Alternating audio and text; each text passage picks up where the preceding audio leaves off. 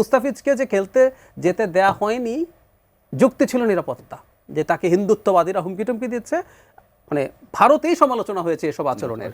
শশী থারুর এটা নিয়ে খুব শক্ত কথাবার্তা বলেছেন।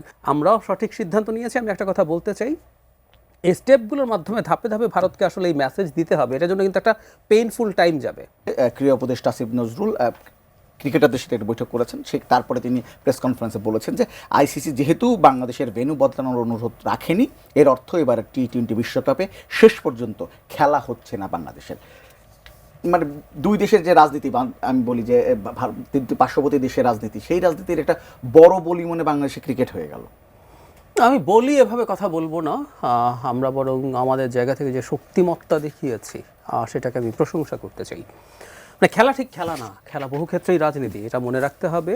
এবং আমরা যদি দীর্ঘমেয়াদে ভারতের সাথে আমাদের সম্পর্ক কি হবে, কেমন হবে, ভারত আমাদের সাথে কি অ্যাটিটিউড রাখবে, তার জন্য আমরা যে সিদ্ধান্ত নিয়েছি সেই সিদ্ধান্তটা ফর দ্য টাইম বিং বলি এরকম মনে হতে পারে, কিন্তু পৃথিবীর ইতিহাসে এই ঘটনাগুলো ঘটে বিভিন্ন সময়। খেলা রাজনীতির সাথে রিলেটেড হয়। পাকিস্তান ভারতের পাল্টাপাল্টি সফর হয় না, এক দেশ আরেক দেশে খেলতে যায় না, এগুলো তো চলছে। রাশিয়া ইউক্রেন আগ্রাসনের পর তার বিভিন্ন রকম প্রতিযোগিতা থেকে তাকে উইথড্র করতে হয়েছে।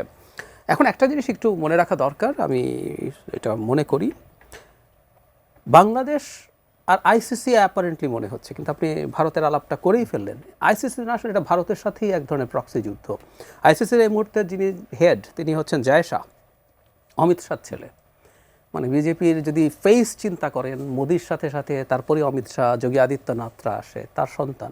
এমনকি না হলেও আইসিসি সবসময় ভারতের নিয়ন্ত্রণে ছিল, কারণ এই খেলাটা ভারতের 150 কোটি মানুষের বাজার যদি না পায়, এই খেলা সার্ভাইভই করবে না। No way in fact. কারণ অন্য যে কোনো দল যারা খুব ভালো খেলে, অস্ট্রেলিয়া, সাউথ আফ্রিকা, ইংল্যান্ড, ওদের দেশগুলোতে এই খেলা 3 নাম্বার, ফুটবল, রাগবি, তারপর হচ্ছে ক্রিকেট।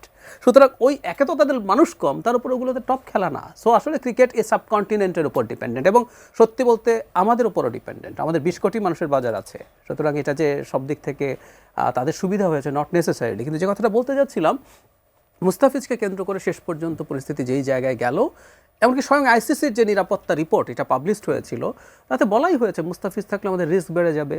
আমাদের খেলোয়াড়, আমাদের দর্শকরা যদি দেশে জার্সি পরে কোথাও যান, সেটায় তারা ইনসিকিউরড হয়ে পড়তে পারেন।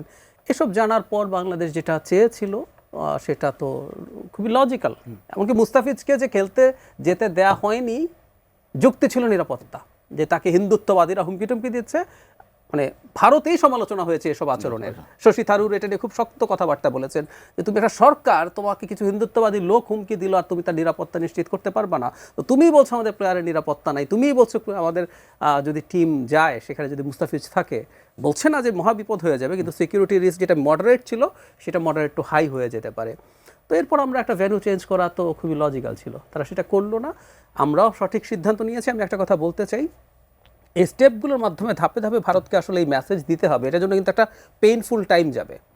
ভারত এতদিন হাসিনার সাথে যেভাবে ডিল করেছিল, মানে এটা একটা কলোনি আছে, ওই কলোনির গভর্নর সে, ওকে আমি যা বলি তাই করে, এটা চলবে না। এটা না, এটার অর্ধেক চলবে না, এটার 1/4 চলবে না। বাংলাদেশ একটা স্বাধীন সার্বভৌম দেশ, ওর সাথে যেভাবে ডিল করতে হয়, আসো আমরা কাজ করতে প্রস্তুত আছি। আমি এনগেজমেন্ট চাই। তোমার কি কি প্রয়োজন আছে, ব্যবসা বাণিজ্য কী করবা, তোমার কী কী সিকিউরিটি কনসার্ন আছে, আমি আবার আমার সিকিউরিটি কনসার্ন। তুমি 7 সিস্টার্স বললেই খেপে যাবা, কিন্তু আমার কুকি চীনের লোকজন তোমার দেশে বসে বসে নানান ধানাই পানাই করবে, হুমকি ধামকি দিবে। শেখ হাসিনা বসে সকাল বিকাল হুমকি দিবে, এই দেশে এসে এনার্কি চালিয়ে দেবে। এসব আমরা আলাপ করতে হবে, কিন্তু দুই পক্ষই পরস্পরের স্বার্থ দেখার স্বার্থে। সো এটা বোঝা পর্যন্ত এই ধরনের পদক্ষেপগুলোকে আমি সঠিক মনে করি। আর ভারতের আরেকটা বার্তাও পাওয়া দরকার, এই যে দেশের মানুষ এত ক্রিকেট পাগল, আপনি খেয়াল করে দেখবেন এই সিদ্ধান্তের বিরুদ্ধে গেছে হাতে গোনা 2-4 জন 5 জন মানুষ আপনি ঠিকমতো পাবেন না।